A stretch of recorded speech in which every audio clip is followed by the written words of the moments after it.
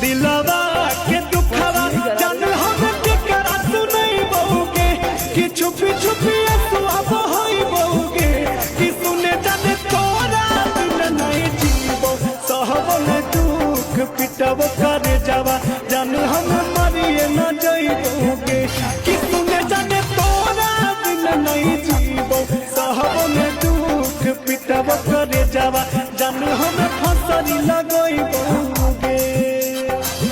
देखी देखी फोटवा सुने जाने रहल में जइतोगे कि जान तोरे याद सतइतोगे कि सुने जाने अरती पढ़ब कफनवा तो तुझे गवा